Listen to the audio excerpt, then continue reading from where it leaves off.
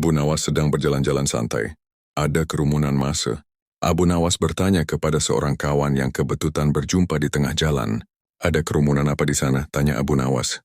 Pertunjukan keliling yang melibatkan gajah ajaib. Apa maksudmu dengan gajah ajaib? Kata Abu Nawas ingin tahu.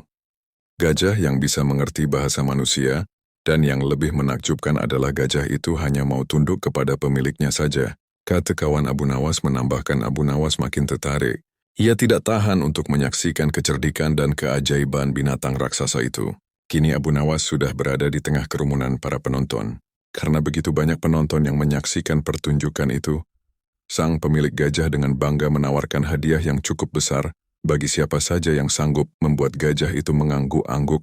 Tidak heran bila banyak di antara para penonton mencoba maju satu persatu. Mereka berupaya dengan beragam cara untuk membuat gajah itu mengangguk-angguk. Tetapi sia-sia. Gajah itu tetap menggeleng-gelengkan kepala. Melihat kegigihan gajah itu, Abu Nawas semakin penasaran, hingga ia maju untuk mencoba. Setelah berhadapan dengan binatang itu, Abu Nawas bertanya, "Tahukah engkau siapa aku?" Gajah itu menggeleng.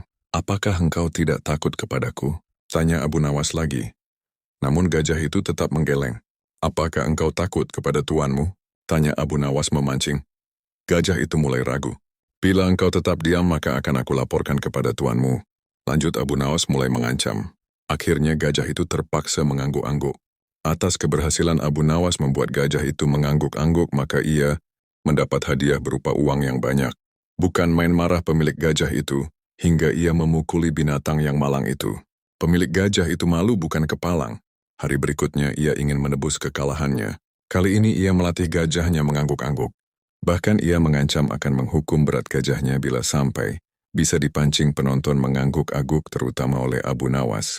Tak peduli apapun pertanyaan yang diajukan. Saat-saat yang dinantikan tiba. Kini para penonton yang ingin mencoba harus sanggup membuat gajah itu menggeleng-gelengkan kepala.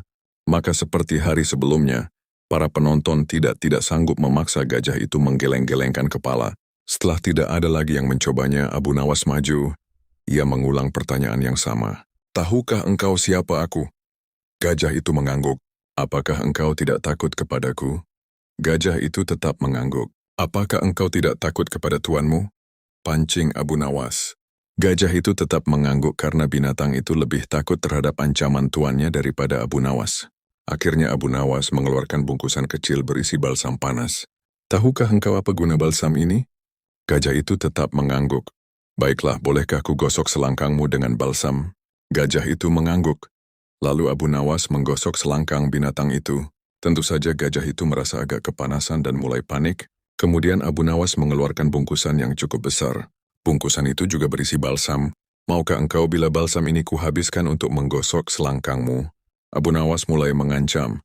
Gajah itu mulai ketakutan, dan rupanya ia lupa ancaman tuannya, sehingga ia terpaksa menggeleng-gelengkan kepala sambil mundur beberapa langkah.